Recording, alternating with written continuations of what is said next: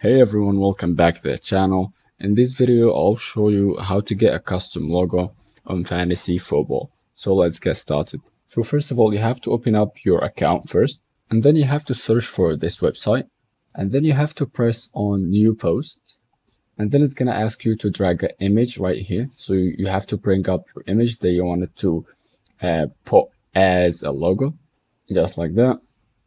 And after that, you have to right click, and then you have to press on copy image address, and then you go back to fantasy football and press on change, and then you press on custom logo from web, and then you have to paste the image of your photo right here. Then you press on save as logo, and there you go. So yeah, that was pretty simple. I hope that video helps you guys, and see you in the next one. Cheers.